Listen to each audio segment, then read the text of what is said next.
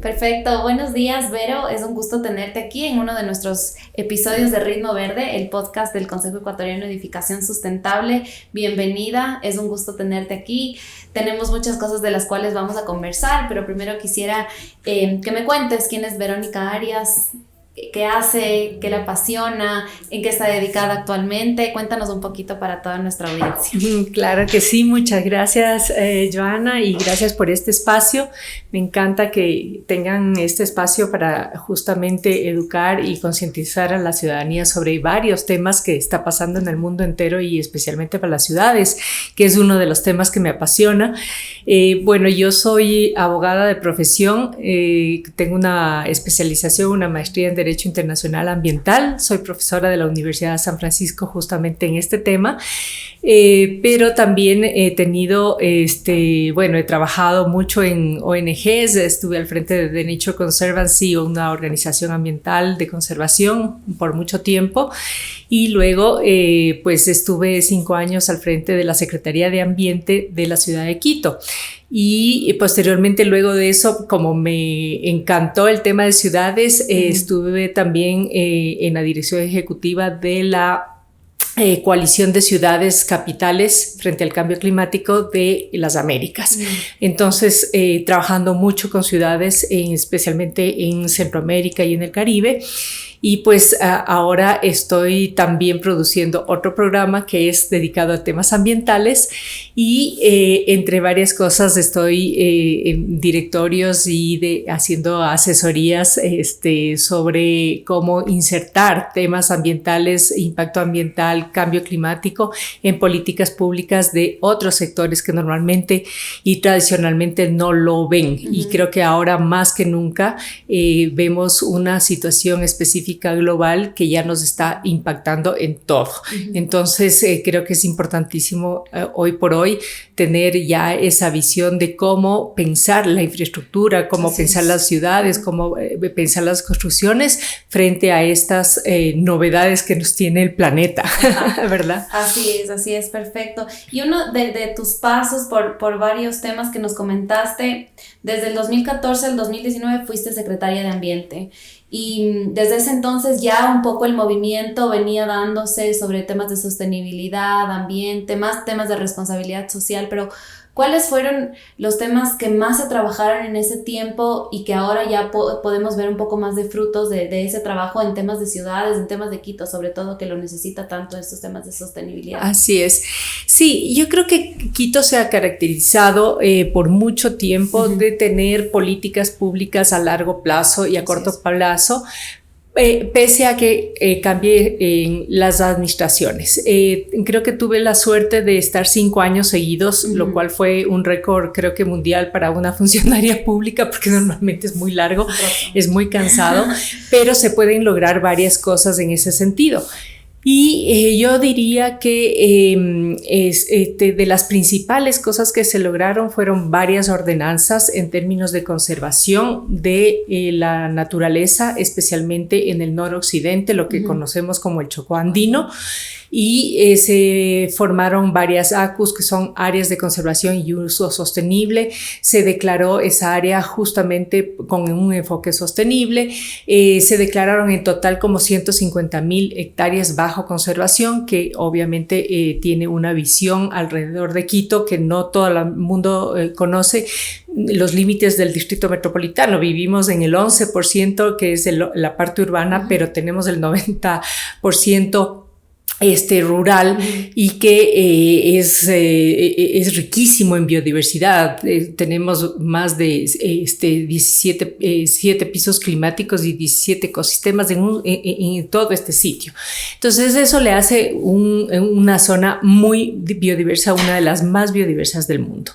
Después también creo que trabajamos muchísimo en todo lo que es el tema de contaminación. ¿Qué quiero decir con eso? Que no solamente hay que conservar conservar los recursos que tenemos, la biodiversidad que tenemos, pero cómo enfrentar el tema de contaminación, porque ahí viene la conservación de los ríos que están en muy mal estado. Estamos hablando del río Machángara, del río Monjas, del río San Pedro. La problemática de las quebradas, la problemática del descontrol que ha habido en el crecimiento de la ciudad por doquier en términos de ilegalidad, y después obviamente se hacen legales los barrios, pero los servicios básicos, claro. Exacto, es terrible, ¿no? Entonces después hay ese reclamo por parte de la ciudadanía, pero el municipio tampoco se abastece con todo lo que hay que hacer. Entonces mucho en el tema de contaminación, de control, del licenciamiento ambiental a las industrias, etcétera, y mucho también se procuró mirar hacia futuro. ¿Qué quiero decir con esto? Es decir, una visión que se tuvo en aquella administración de dejar sentadas las bases con relación al transporte, por ejemplo, ¿no? Estamos hablando del metro, que no solamente solventa o es una solución correcta al tema de transporte público, porque es un transporte masivo, es un transporte limpio y hace que usemos menos los vehículos, que son los que contaminan y generan emisiones, y esto ya está comprobado porque se ha dejado de usar más de 8,000 vehículos en la ciudad de Quito. Entonces se supone que aliviana el transporte, pero también captura o dejamos de emitir más de 150,000 toneladas de emisiones, que eso iban a la atmósfera. Es un transporte, entonces, por tanto, limpio, que eso es lo que deberíamos procurar en cuanto a las ciudades. Pues se peatonizó el centro histórico, que también esto es súper importante. La gente a veces no lo entiende, pero igual es un transporte o una movilidad sostenible en términos ambientales, pero además para que la ciudadanía pueda disfrutar como en cualquier parte de los centros históricos del mundo, ¿no? Claro, aparte tenía como una contaminación súper alta del transporte público en el centro. Exacto, exactamente. Entonces eso también baja este montón de emisiones, y eso fue un hito histórico para muchas ciudades también, donde Quito lideró el centros históricos cero emisiones, ¿no? Y muchas de las otras ciudades como Bogotá, como las propias ciudades europeas, también quisieron seguir ese ejemplo. Después tenemos el tema de plásticos, que como sabemos es un problema enorme de las ciudades, y que hay una contaminación fuerte de océanos y de ríos y de quebradas. Más del 50% de lo que producimos en términos de plásticos no se recolecta, quedan botados por doquier. Y eso es justamente lo que está generando un problema de salud pública por los microplásticos, ¿no? Entonces, la ordenanza para erradicación de estos plásticos de un solo uso, que estamos hablando de las botellas de plástico, las PET, los sorbetes, las fundas, etcétera. Dejamos lista la ordenanza, ya se aprobó y fue fuente para la actual ley que tenemos. Entonces eso hace falta también control. Pero que esta ley que actualmente existe no tiene un control. Exactamente, exactamente. Entonces eso es lo que estamos promoviendo ahora, porque vemos que a los 4 años no está pasando absolutamente nada, y debería incorporarse al menos, dice la norma, el 30% de material reciclado en las botellitas, en las fundas, en los sorbetes, etcétera, y no vemos, no estamos viendo que no hay cómo medir. Exacto. Uno de los problemas de todo lo que tú mencionas, que son grandes avances que ya se han dejado como puestos para que un siguiente gobierno los vaya tomando, porque son buenas prácticas, ¿no? Sí. Pero estos temas, por ejemplo, hablemos de los plásticos, que es grandes fuentes de contaminación para nuestros ríos. ¿Dónde van a terminar? Terminan en el mar, todo lo que está pasando actualmente. Pero ¿qué pasa con el control? Entonces vamos al control. Entonces, realmente uno debería hacer conciencia en los quiteños, en los usuarios, en las ciudades, de que tener una botella de plástico, coger una funda, debería darte vergüenza. En otros países es así. O sea, si tú pides una bolsa, es como... ya incluso Así dices es. como no te dan, o sea, Sí, yo sí, he visto como, sí. por ejemplo, Chile, no nos vayamos tan lejos, en los supermercados no te dan bolsas, o sea, no Sí. tienen básicamente, Así es. y eso es lo que hace falta. Sí. Yo creería que de todo lo que tú mencionas, falta mucho control para erradicar el uso, porque ya estamos en un momento en donde deberíamos erradicar el uso de estos, de los plásticos, de todos los contaminantes, de tener una conciencia en el usuario, de poder tener una ciudad más limpia, que es lo que finalmente nosotros también necesitamos. Sí. Sí, y eso quería acotar porque yo creo que si tú vas a un supermercado, ¿no es cierto? Y quiero hacer un llamado a la ciudadanía a que se den cuenta quién lleva un bolso. Sí. Para hacer compras. Yo no encuentro, sino creo que soy yo la única, ¿no? Entonces, ese llamado es importante, sí. ¿No? De llevar en su cartera y no pedir fundas. Claro. O, por ejemplo, algo que es muy visible, las botellas PET o las tarrinas. Uno no se va a poner a ver si es que está cumpliendo la norma, ¿no? Del 30% es material reciclado. Entonces, ¿qué hacer con eso? Eso ya es un llamado a las industrias y a los proveedores, claro. Justamente a que cumplan con esa norma y nosotros como ciudadanos exigir o traer un toma todo, ¿no? Y que esas botellas, que es lo que más se ve, simplemente se recauden porque en la recolección los gestores ambientales de base logran esto recaudar para generar ingresos, claro, para sus familias, que es súper importante, y también dinamiza la economía porque la generación, hay gestores ambientales industriales que también lo hacen y que pueden recoger ese 50% que está botado en todo el país, ¿no? Entonces ahí generamos la economía circular, que lo llamamos, y no cogemos y producimos y desechamos, que es esta norma lineal que tenemos en el chip mental, sino perdón, que generamos esta economía circular del reuso, y así en tu ropa, y así en las cosas que usamos, etcétera, como hacíamos hace antaño, claro. ¿No? Porque acuérdate que en la época de nuestras abuelitas todo se reusaba, claro. ¿No? Y así debería ser. Claro, justo últimamente estábamos viendo en algunos temas que estamos tratando que el reciclaje es lo último en la cadena. Entonces es un poco de la conciencia que la gente debería hacer. Pero más allá de eso es la comodidad que muchas veces tenemos, ¿no? Así es. Yo a veces dejo mi bolso del súper en el carro, pero me olvido de sacar del carro y ya estoy haciendo las compras. Y te da pereza irte a ver la bolsa. Así es. Entonces es la comodidad que también hemos ido como seres humanos en todo nuestro proceso de salir de esa zona de confort, de tomar el metro, de caminar un poco, de tal vez usar otro tipo de recursos, usar ropa local, dejar de usar fast fashion, de todos estos temas que ahora generan tanta contaminación, pero yo creo que vamos a tener un avance con las nuevas generaciones que ya también un poco se les va cambiando el chip. Sí, no pierdo las esperanzas de eso. Lo que pasa es que necesitamos cambiar más rápido de lo que necesitamos. El planeta ya no aguanta más. Exacto. No sé si viste el tema de Alaska, está bien complicado, y obviamente las olas de calor en México y en los huracanes y en todo lado y de tales. Entonces quizá el planeta ya está pidiendo a gritos eso que no le hemos escuchado y simplemente se está ya saliendo del control. Exacto. Entonces sí, tenemos que correr en nuestras decisiones y conciencia. Volvamos un poquito a lo que nos trae acá, y es el tema de las ciudades, estas ciudades modernas, la urbanización, ¿qué está pasando? Nosotros siempre decimos en el consejo, el 40% de las emisiones a nivel global lo genera la construcción. La construcción para el 2060 va a usar el doble de materiales que actualmente usa, se va a duplicar el parque inmobiliario.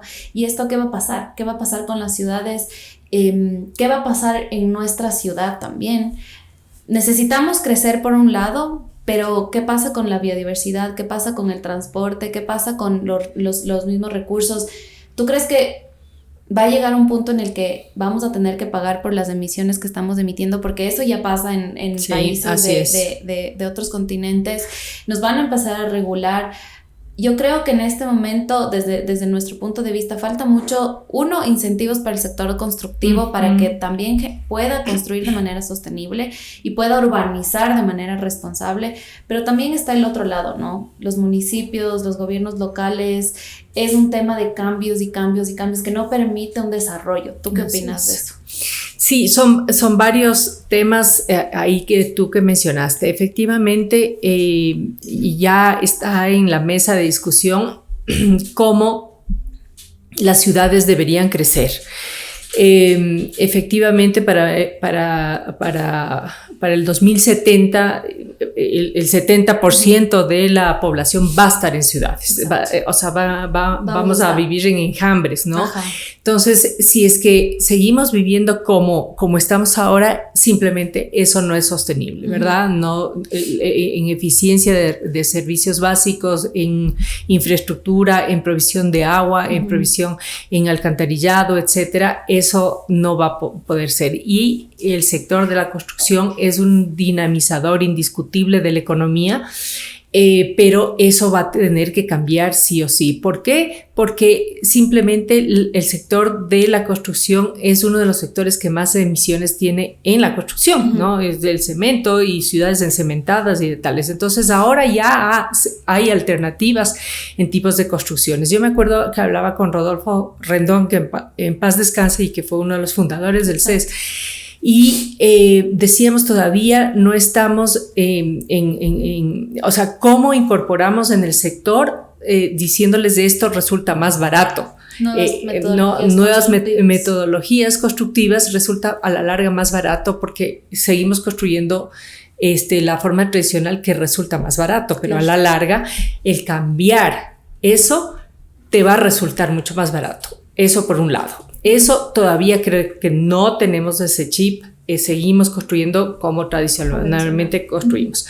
Luego, efectivamente en California, en Costa Rica, tenemos ya un techo que se llama el Cap and Trade y que es un techo de emisiones, y aquello que se va más allá del techo te cobra. Exacto. Y quizá allá va el mundo. Esto ya se está discutiendo, imagínate, a nivel mundial, para implantar en todos los países, nos guste o no, pero en un momento tiene que haber unas circunstancias de incentivos a que todo el mundo cambie por las buenas, pero otras por las malas, porque si no, no nos va a dar el tiempo. Entonces, si es que eso comienza a regularizarse en todo lado, significa que puedes compensar en países como los nuestros aquello que están contaminando en países desarrollados. ¿Y qué es nuestra moneda de cambio? Es la biodiversidad que tenemos, ¿no? Nosotros como Ecuador no emitimos sino menos del 1% de emisiones. Entonces, en términos de construcción, es uno de los sectores que más emite, pero dentro de ese 1% en la medida global, ¿no? Entonces no tenemos que quedarnos con las manos cruzadas, no estoy diciendo eso porque hacia allá vamos, pero sí estamos a tiempo de ver qué es nuestro valor agregado, con qué podemos negociar e incorporar esas nuevas tecnologías, esas nuevas modalidades de la construcción para que nuestras ciudades a la final sean mucho más eficientes en la forma y técnica de construcción. La otra es cómo crecer, ¿no? Estamos hablando de Quito, por ejemplo, que va hacia los valles y es carísimo construir hacia allá por los servicios básicos y de tales. Entonces se ha previsto dentro de todo un plan de largo plazo. Lo malo es que cambian los famosos PUCs cada 4 años y es un daño para la ciudad. Ahora mismo estamos viendo que se va a cambiar el PUCs de los sectores de la parroquia de Cumbayá y de las parroquias a múltiple, cuando por ejemplo los centros parroquiales o plazas deberían mantenerse como son, porque son centros de atractivo turístico, son zonas históricas, patrimoniales, y que es un sinsentido este tipo de cosas que se aprueban. Entonces tienes un desmadre y una confusión de todo en la ciudad, que no hay un orden y una planificación. Entonces esa visión que tiene que haber como ciudad, los alcaldes de turno deberían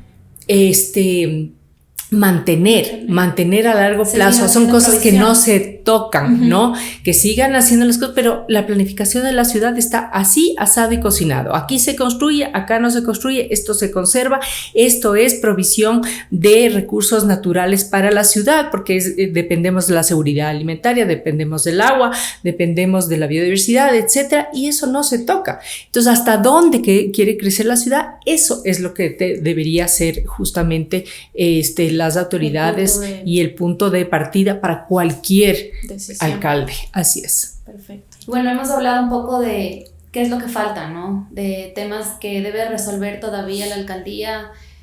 Realmente creemos que los planes, los procesos que se hacen dentro de todas las ciudades tienen una importancia que debe ser a largo plazo y que no debe generar un impacto grande para las nuevas generaciones. Eso es algo que deben tomar conciencia nuestros mandantes, y esperamos que los esfuerzos que se hacen de varias alcaldías, varios incluso procesos públicos de transparencia, de procesos ciudadanos que se hacen, pues valgan la pena para los siguientes años, que es algo que nosotros siempre esperamos ver.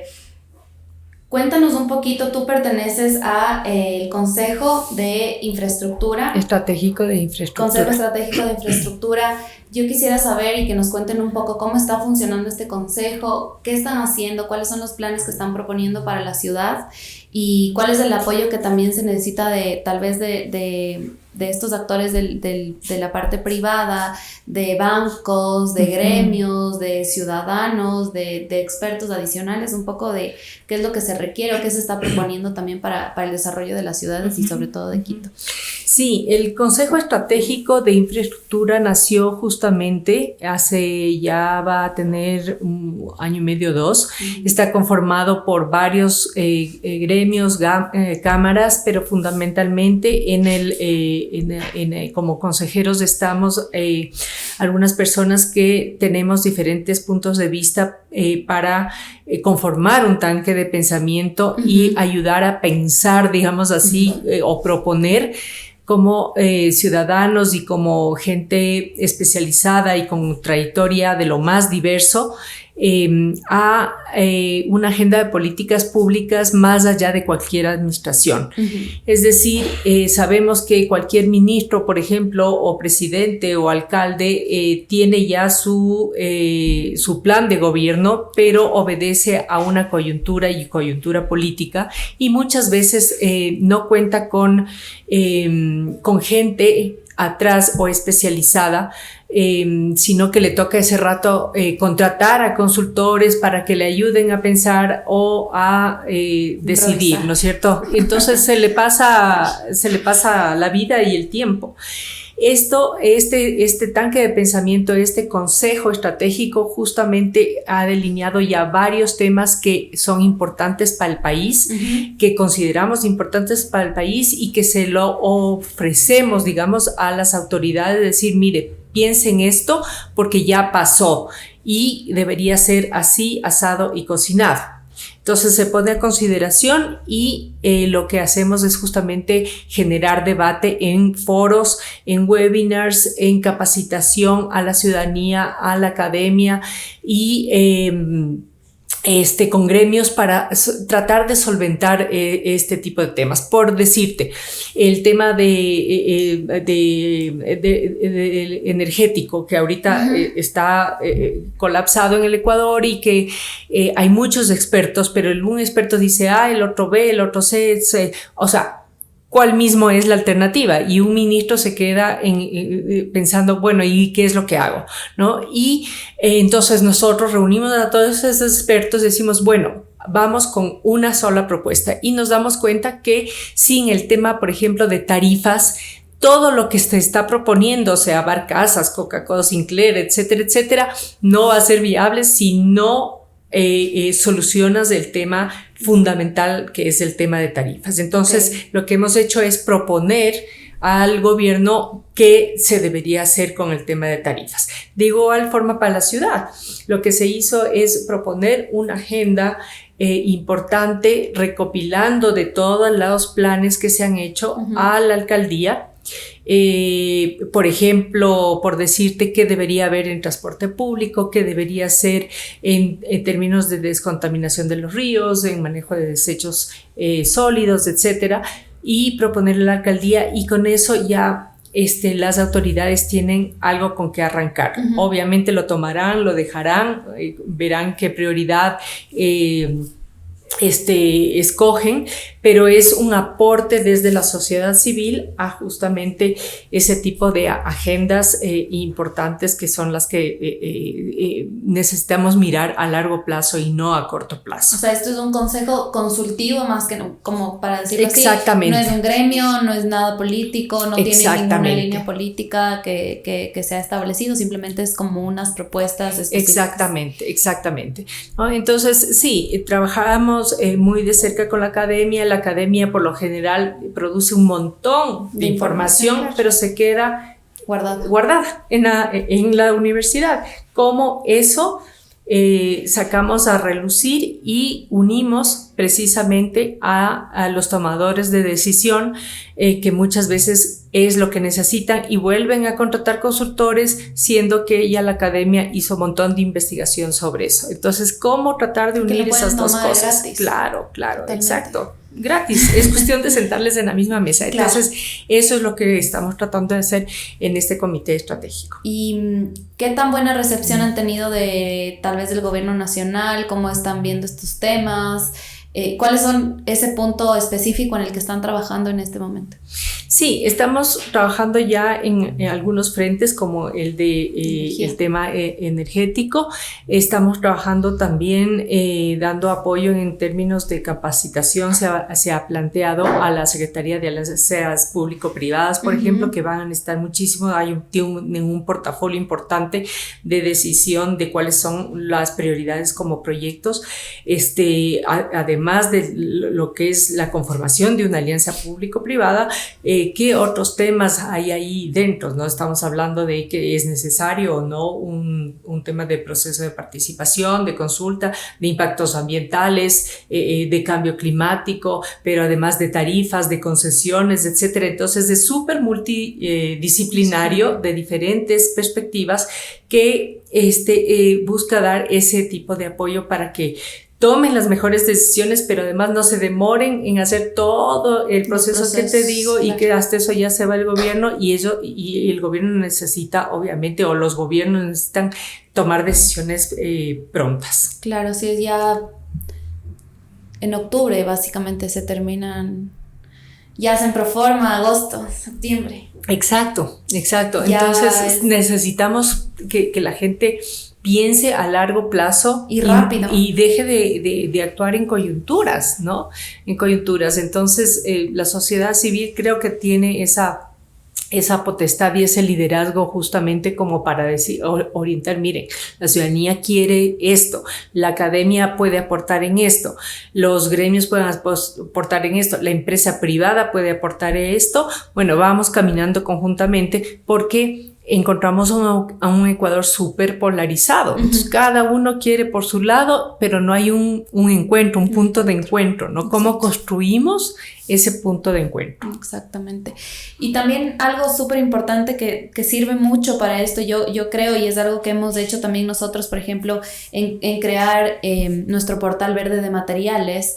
No fue algo que nos inventamos, y eso también debe tomarlo el gobierno nacional, los diferentes alcaldías y demás.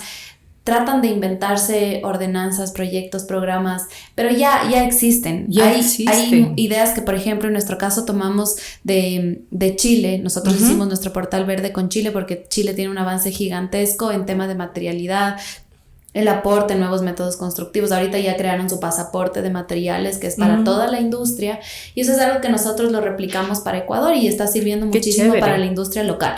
Y eso es algo que también nosotros hemos tratado de proponer, de no inventarse sistemas, de certificación o como tú bien dices, los planes de uso y gestión del suelo. Ya hay muchas cosas que existen, muchas experiencias de otros países que pueden ser adaptadas a nuestra realidad.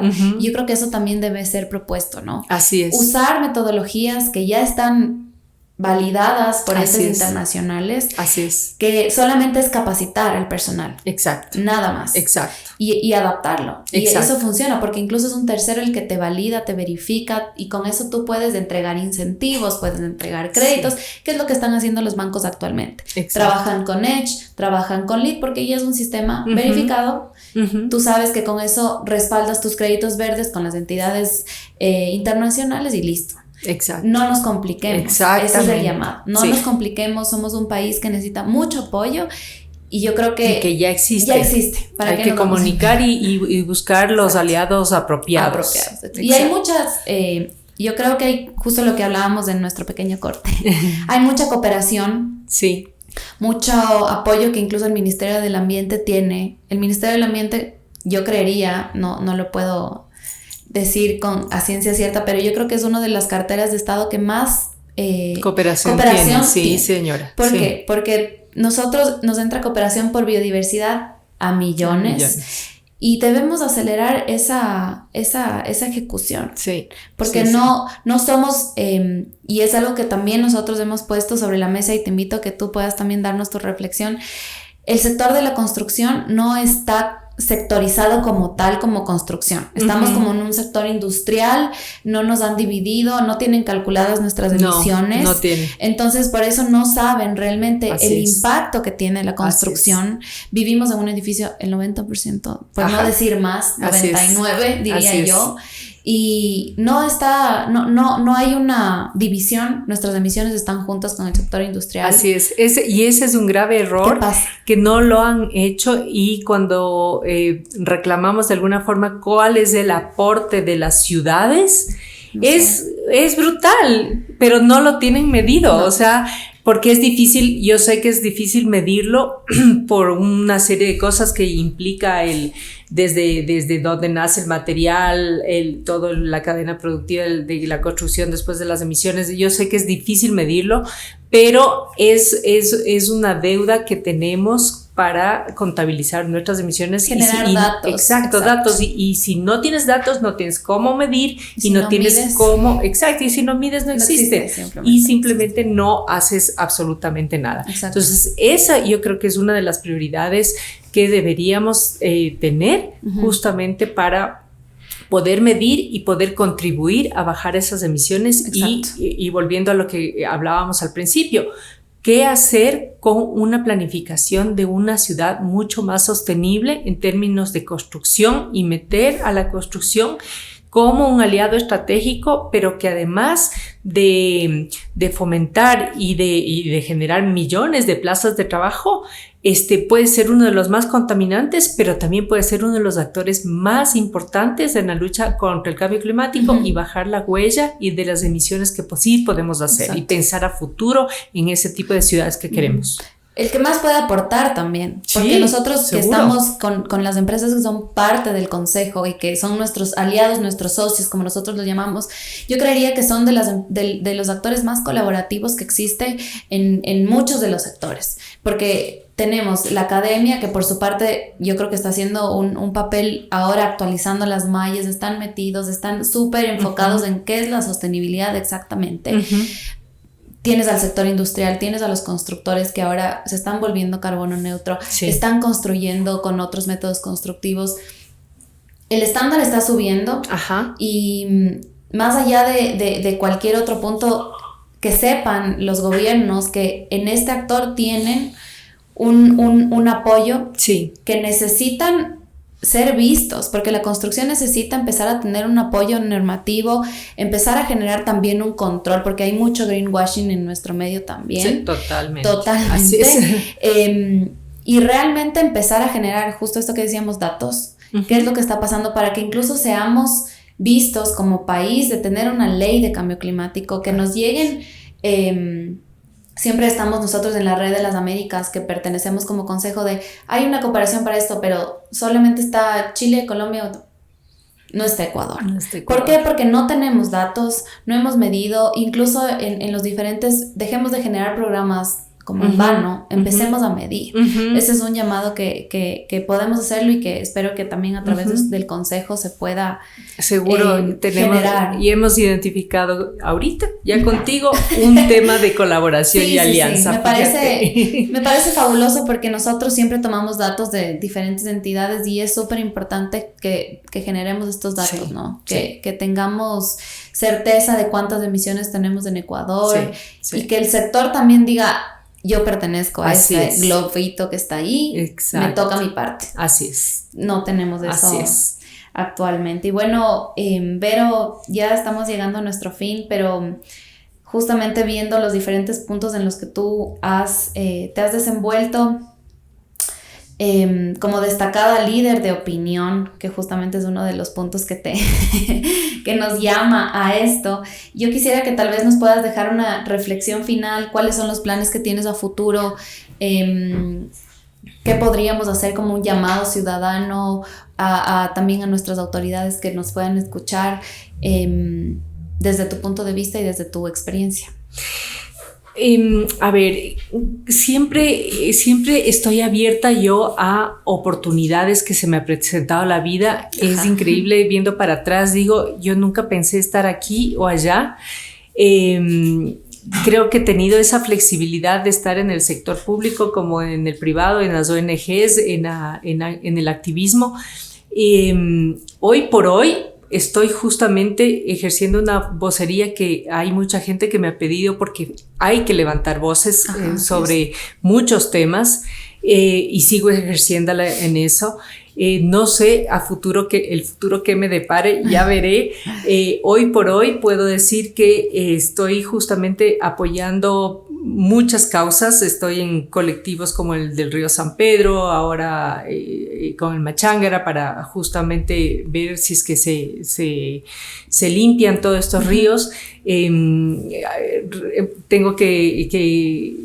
Estoy liderando de alguna forma también algo que creemos que se ha violado en cuanto a los centros históricos parroquiales, por ejemplo en la Plaza de Cumbayá.